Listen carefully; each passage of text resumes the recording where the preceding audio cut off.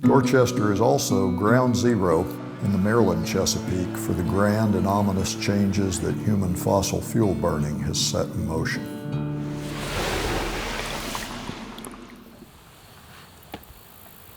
I guess you could say it's a whole new ball game. I'm standing where I used to bat a softball around with my friends when I was a kid, in the front yard of my dad's hunting and fishing cabin on the Honga River in lower Dorchester County.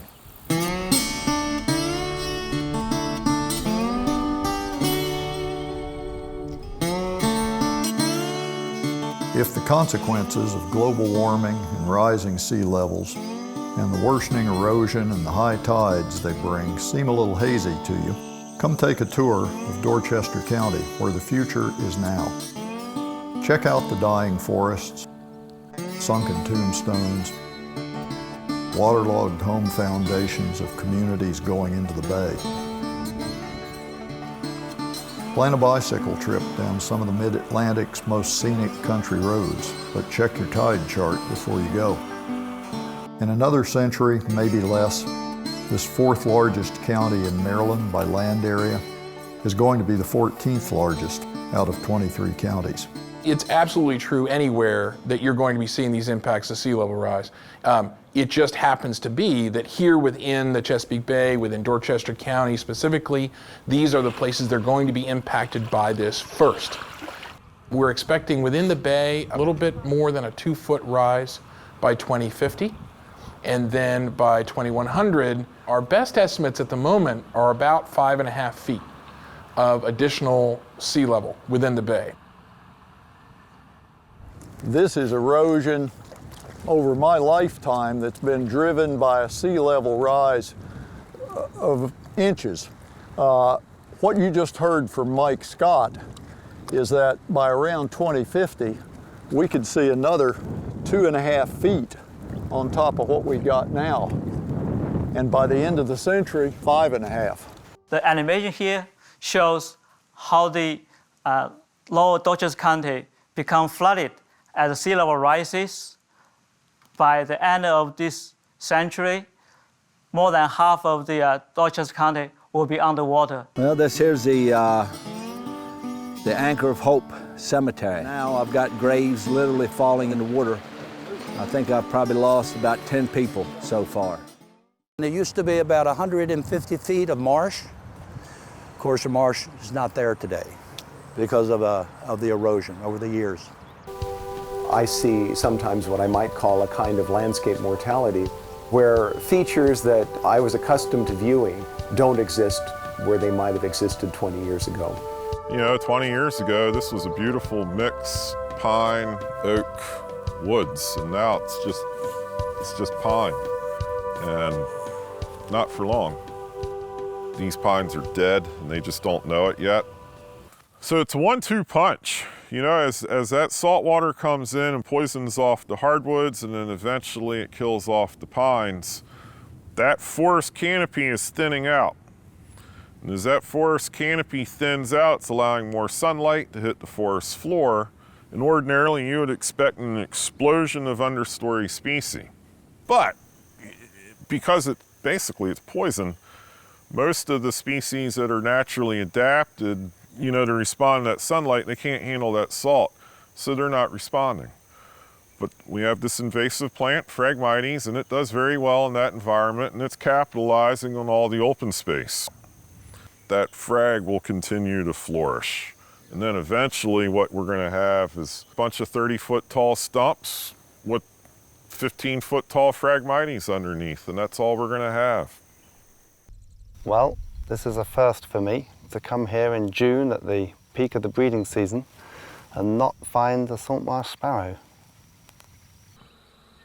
We need to care about the salt marsh sparrow not just for the sake of the sparrow, but because it's an indicator of the health of the entire ecosystem.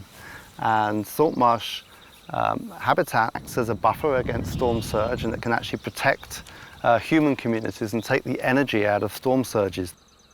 Salisbury University, where I teach, compared aerial footage of Blackwater in 1938 to aerial imagery from 2006. and discovered 5,000 acres of intertidal marsh had converted to open water in 68 years. And it's not just marsh to water. Sea level rise and land subsidence are also driving the wetlands upland, drowning forests. It's beautiful and it's a lovely landscape, but there's a message behind that everybody needs to understand. The climate change is real, sea level rise is happening, and it's essential that we understand how to effectively respond to these challenges so we can ensure that our children have the same natural resource benefits that we have today. We've got 1,700 miles of shoreline. We've got 617 miles of roads, I believe, that we're responsible for alone, not including the state. The problems that we've been encountering with the roads have been of course, the rising sea levels and floodings. And we're seeing it probably a little bit more frequently now with the tides the way they are. And we've had to do some unique things. We've had to look at ditching. We've had to look at raising roads.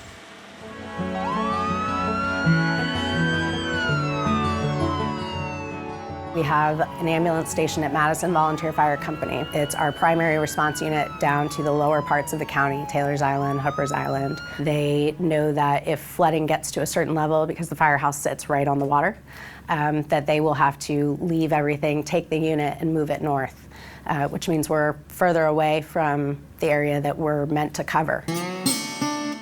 Next to the Madison Firehouse is a little structure few people ever notice, as critical to county welfare as fire engines and ambulances.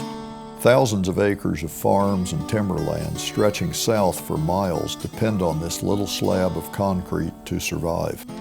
Harold Travers, who farms 2,500 acres around here, maintains the gate that keeps salt water off the land. In my lifetime, I think we're still going to be all right, but after that, they say the sea's rising and all that, so who knows what's going to happen later on. I don't know what else you could do but berm the farm up, put a berm around your whole farm and put one of these devices in. That's the only thing you'd be able to do.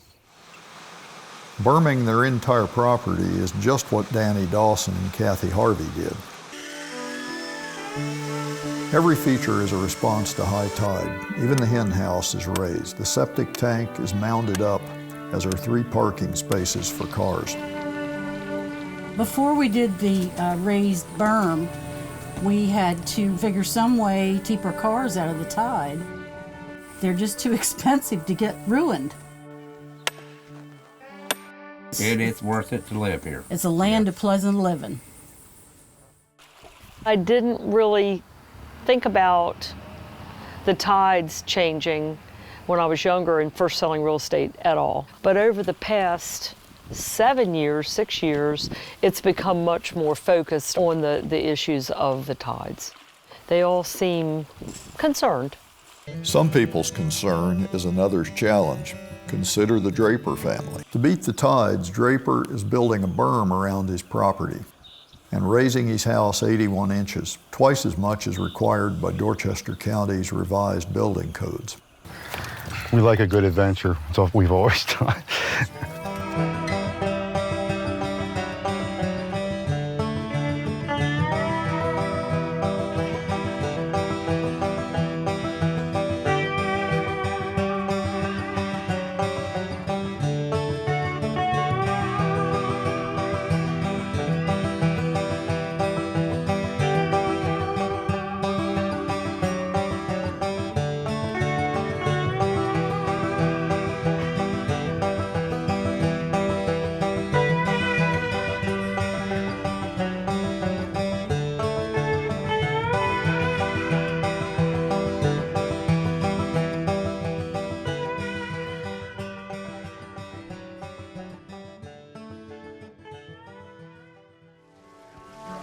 I'm 60 and my son is 30.